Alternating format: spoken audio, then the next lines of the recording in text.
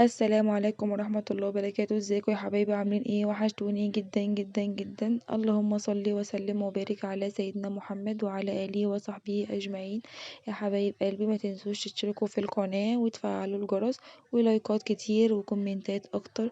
كومنتاتكم بجد بتعجبني جدا وبتفرحني وبتشجعوني قوي قوي ان انا اكمل معاكم في القناة.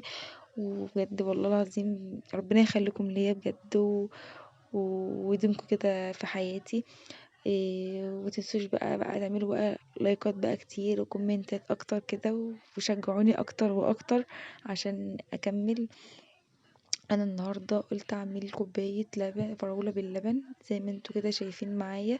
هعمل كوبايه واحده بس ليا. انا اختي بتتحايل عليا ان انا اعمل لها كوبايه معايا، بس مش هعمل لها، تقوم تعمل لنفسها هي صغيره ولا ايه. فقلت بقى اعمل له كوبايه كده على قدي. جبت كوبايه لبن ونص كوبايه سكر وكميه الفراوله اللي عندنا اهي اهو. احط بقى اللبن، احط كوبايه اللبن ونص كوب السكر على حسب بقى الرغبة. انت مثلا بتحبها مسكرة زيادة ممكن تزودي السكر، مثلا لو بتحبها قليلة في السكر شوية ممكن تقللي السكر على حسب رغبتك انت. بس انا نص كوباية ديت كانت مسكرة وكانت حلوة قوي، ولا شبه مسكرة قوي ولا عدبة يعني، بس هي كانت جميلة يعني متوسطة كده. فانا حطيت كمية الفراولة اللي انا عايزاها وحطيت كوباية اللبن اهوت، وحطيت شوية مية صغيرين كده. مهم. في ناس بتعملها فراولة بالمية بس عادي يعني، اللي انتوا عايزينه. عايزة مثلا تعملها باللبن ماشي، بالسادة ماشي، اللي انتوا عايزينه برضه طعمها حلو جدا يعني. اهو زي ما انتوا شايفين معايا.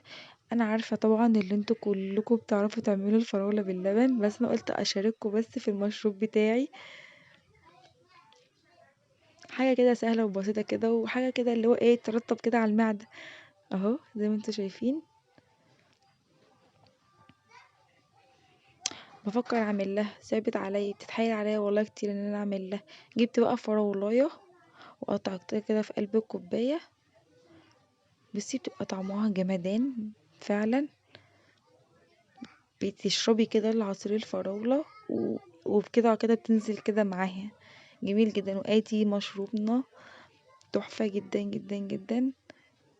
يا ريتكم بقى تجربوه بنفس الطريقه اللي انا عاملاها كده، وبش ليمون وفراولايه فوق كده بالزينه بتاعتها. حبيب قلبي، لايكات بقى كتير وكومنتات كده، واللي معدية كده تعمل اشتراك في القناة مش هتخسر حاجة. يلا باي باي.